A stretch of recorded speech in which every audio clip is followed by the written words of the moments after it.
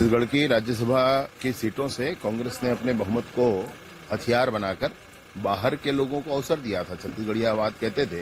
राज्यसभा सदस्य उनके दूसरे बाहर के थे, उसमें तो तेजपाल सिंह तुलसी ऐसा उनका कार्यकाल अभी समाप्त हुआ है। तो अब जो होने वाला राज्यसभा का चयन है महत्वपूर्ण है। 37 सीटों पर चुनाव होने वाला है। एक अच्छा वर्ग पहुंचेगा संसद में, देश की सबसे बड़ी संसद में, उससे देश का लोकतंत्र मजबूत ही होगा। सर, यही सम्मिलित किस तरीके से देखते हैं? आप भी गए थे इसमें, आपने कोई विजिट करके आए हैं? मैं तो 3 दिनों तक पूरा रहा वहां पर, और आज और कल भी मेरा रहने का मन था। यहाँ काम न होता तो मैं वहां रुका ही रहता। बहुत शानदार है, बहुत अद्भुत है, भारत के लिए बहुत अच्छा है। इससे पहले जब दुनिया डिजिटल डायरेक्शन में आगे बढ़ी थी तो भारत का ब्रेन ड्रेन हो गया था। दूसरे देशों ने भारत के ब्रेन के आधार पर बड़े एम्पायर खड़े कर लिए थे। ऐसे अभियान जब होंगे तो भारत के लोग भारत में ही रह करके और दुनिया के लीडर्स बन पाएंगे। मुझे ऐसा पूर्ण विश्वास इसको देख करके होता है। बहुत अच्छे सॉल्यूशंस, आर्टिफिशियल इंटेलिजेंस, बस 2 ही वर्षों में बहुत कुछ बदलने वाला है हमारे और आपके आसपास।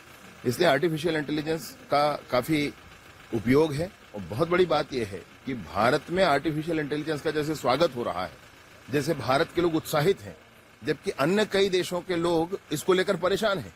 ये स्थिति है। भारत में टेक्नोलॉजी को लेकर के शुरू से ही उत्साह का विषय रहा है, और अभी भी मैंने देखा है उसको अपनी आंखों से। एक तरफ जिस तरीके से एआई समिट की चर्चा पूरे देश भर में हो रही है, तमाम जगहों से देख लो कि कई बच्चे और बड़े भी हैं, तो स्कूल के बच्चे भी एक से एक इनोवेशन करके वहाँ पहुँचे। छत्तीसगढ़ के लिए एक बच्चा वहाँ पहुँचा हुआ है। ऐसे में कल एक घटना हो गई कि गलगोटिया यूनिवर्सिटी है, उसने एक चीन के रेगुलेटरी नाम की कंपनी चाइना के उसके रोबोट को अपना बता करके पहले प्रचार कर दिया। उसके बाद फिर मैं आपसे विनम्रता पूर्वक इसमें कहूंगा, ये गलगोटिया की जिम्मेदारी थी, ये उसकी गलती थी। जब पता चला उसको हटा दिया गया। अभी इसी को लेकर के सारी चर्चा होनी चाहिए क्या? मैं जिसको मतलब ये है कि देखने पर किसको क्या दिखता है। किसी को नाली का गंदा कीड़ा भी दिखेगा और किसी को ऊंचे पहाड़ पर्वत भी दिखेंगे। तो ध्यान हमको ये करना है कि किस दिशा में हमको बात करनी है। ममता बनर्जी ने परिवार को लेकर भी कहा है कि तुगलकी कर्म हो रहा है पश्चिम बंगाल सरकार के खिलाफ लगातार। पश्चिम बंगाल की सरकार के खिलाफ क्या है वो देखें, किस तरह से उन्होंने गुंडा राज कायम कर रखा है पश्चिम बंगाल में।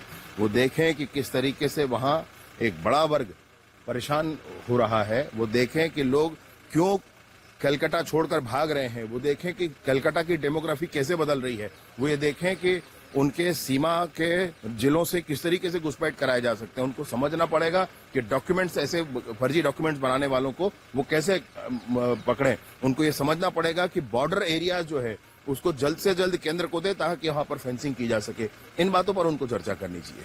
सर, विजय ने हेमंत बिस्व शर्मा के लिए कहा है कि ये नेताओं को हिंदू सर्टिफिकेट बांटना बंद करें।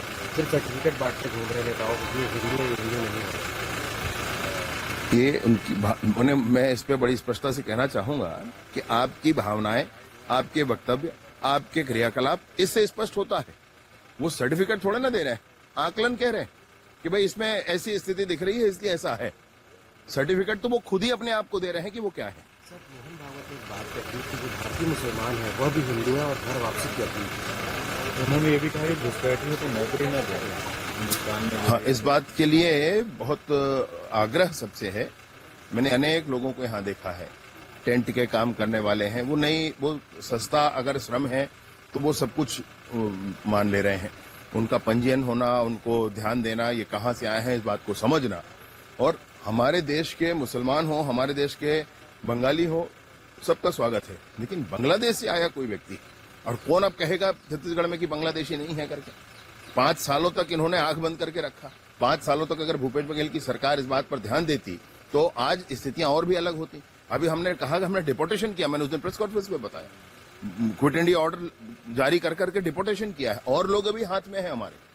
लेकिन इसके लिए समाज को भी ध्यान देना पड़ेगा। समाज के लिए अलग से पुलिस खड़ी है ऐसा नहीं है। हमने टोल फ्री नंबर 1800-233-1905 भी जारी किया हुआ है। इस पर भी आप अपनी जानकारी दे सकते हैं।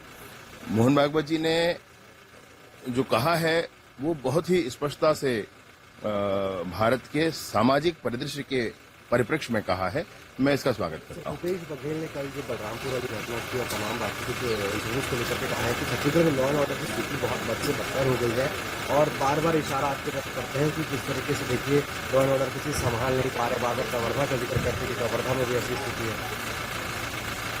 अपने रहते उन्होंने झीरम में हुई घटना के संदर्भ में कुछ किया नहीं। अपने रहते उन्होंने अपने झीरम में, मैं तो छत्तीसगढ़ का हमेशा कहता हूं कि छत्तीसगढ़ का नेतृत्व समाप्त हुआ है, परंतु वो कांग्रेस के नेता थे, हम सबको ध्यान है। मैं हर बार जब जाता हूं तो वहां खड़े होकर प्रणाम करता हूं और ये कहता हूं कि आपके साथ जो हुआ है उसको ये वीर जवान हमारे अपनी भुजाओं की ताकत से ठीक करेंगे। इसका दंश किसी के मन में आगे न रह जाए, इसकी चिंता करेंगे। वो कुछ न कर पाए इसलिए ग्लानि है उनके मन में। वो कुछ न कर पाए, कमिश्नरेट बनाने की बात नहीं कर पाए, उसकी ग्लानि है उनके मन में। और वो छत्तीसगढ़ के शासन पुलिस व्यवस्था को किस दिशा में ले गए थे ये उनको ध्यान आता होगा अभी। कैसे पुलिस किस तरीके से सिर्फ उन लोगों के संरक्षण के लिए काम कर रही थी ये ध्यान आता होगा उनको अभी, इसलिए वो शायद ये सब करते होंगे।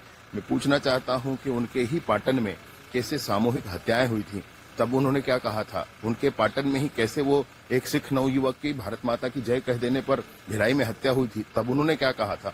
श्रृंखला है पूरी, क्यों गई थी?